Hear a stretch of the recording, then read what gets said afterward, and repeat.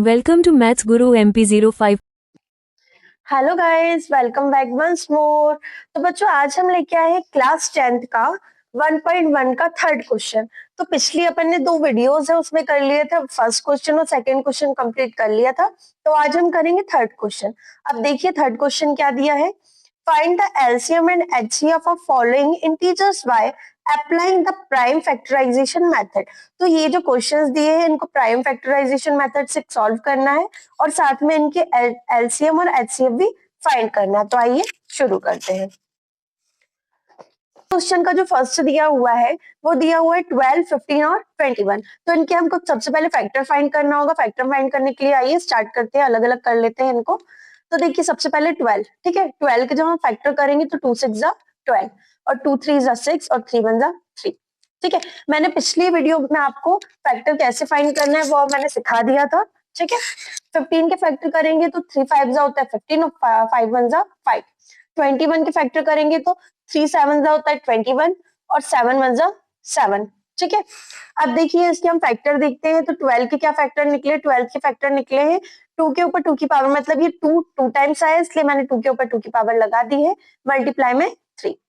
15 के फैक्टर में आता है 3 और 5, ठीक है। 21 के जब हमने फैक्टर निकाले तो 3 एंड 7 आया है, ठीक है। अब इनमें से देखिए एचसीएफ का मतलब आपको पता है तीनों में जो कॉमन रहता है उनको एक बार लिख देते हैं। तो देखिए 3 इसमें भी है, 3 इसमें भी है, 3 इसमें भी है, तो इसका एचसीएफ क्या आया है 3, ठीक है।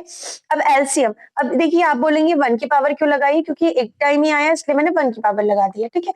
अब एलसीएम, एलसीएम का मतलब क्या होता है कि जो सब में है, जो सब में कॉमन है उनको एक बार लिखते हैं और बाकी जो बचे हैं उनको सबको लिख देते हैं, ठीक है। तो देखिए ये तीनों में 3 है तो मैंने 3 एक बार लिख दिया है।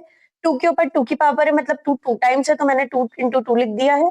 इंटू 5 भी है और यहाँ पे 7 भी है तो इनको एक एक बार लिख दिया है। तो इनके जब हमने मल्टीप्लाई किया तो कितना आया 420, मतलब इसका जो एचसीएफ है वो आया 3 और एलसीएम कितना आ गया 420। इसका जो सेकंड क्वेश्चन है वो कितना दिया हुआ है 17, 23 और 29। देखिए ये 17, 23 और 29 किसी के टेबल से डिवाइड नहीं होते, वो सिर्फ खुद के टेबल पे आते हैं। तो 17 वन जा 17, 23 वन जा 23 और 29 वन जा 29। ये सबसे ज्यादा इजी क्वेश्चन है। तो देखिए एचसीएफ कुछ भी कॉमन नहीं है तो क्या कॉमन होता है 1 कॉमन होता है, तो एचसीएफ क्या आ गया इनका 1, ठीक है। एलसीएम देखते हैं, एलसीएम देखो एलसीएम में भी सिर्फ 17 है, 27 23 है और 29 है, तो इनको एक बार लिख के हमने मल्टीप्लाई कर दिया तो कितना आ गया हमारा 11,339 आ गया है। तो एलसीएम क्या है हमारा 11,339 है। तो हमारा जो एलसीएम है वो कितना आया है 11,339 आया है और एचसीएफ 1 आया है, ठीक है। अब इसका जो लास्ट क्वेश्चन दिया हुआ है, थर्ड क्वेश्चन का लास्ट क्वेश्चन दिया है 8 9 9 25।